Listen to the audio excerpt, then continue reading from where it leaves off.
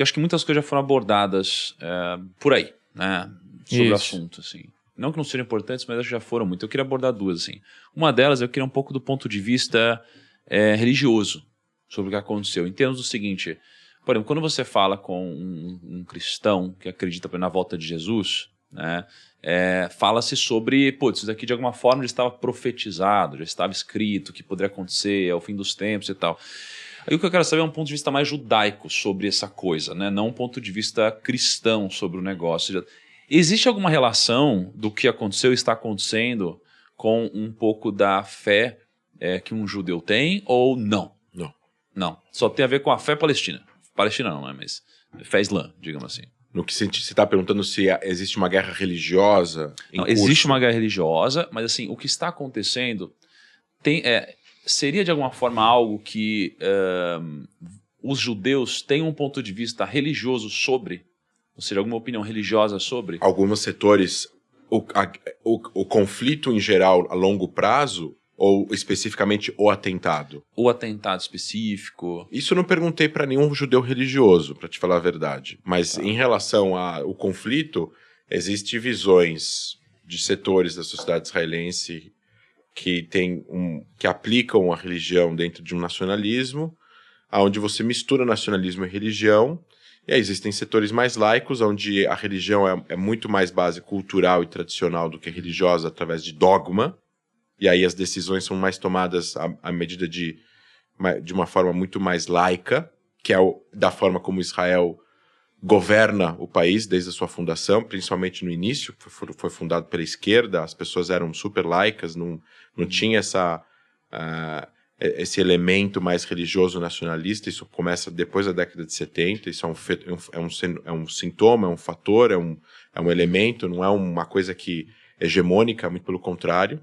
Do lado do Hamas, não do lado palestino, do lado do Hamas, porque a OLP, a Organização para a Libertação da Palestina, os grupos que antecederam os conflitos na década de 70, incluindo grupos terroristas, eles eram marxistas, leninistas, super laicos, não eram religiosos. O Hamas tem um elemento religião, porque é um movimento de resistência islâmica, está no nome do grupo. Hamas é Harakat Muqawwa al-Islamiyya em árabe, que significa Harakat Muqawwa al-Islamiyya. Você pegar a sigla, as 3 primeiras letras, Hamas. As 4 primeiras letras, Hamas.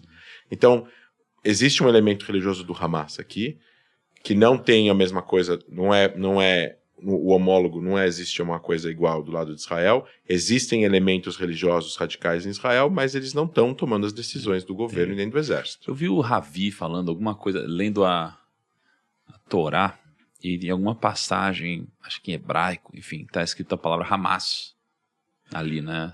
Não tem nenhuma relação? Não, mas assim, é que eu particularmente, assim, depois que mataram Yitzhak Rabin, primeiro-ministro de Israel em 95, também tem gente que conseguiu encontrar lá Yitzhak Rabin. Depois do 11 de setembro, tá lá escrito alguma coisa de Torres Gêmeas.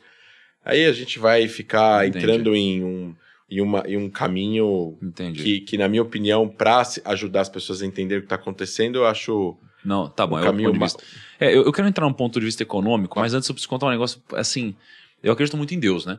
E, como eu falei, eu fui para Israel 3 vezes, e a gente tinha marcado a nossa próxima viagem para Israel. Eu lembro quando foi a primeira foi em outubro do ano passado.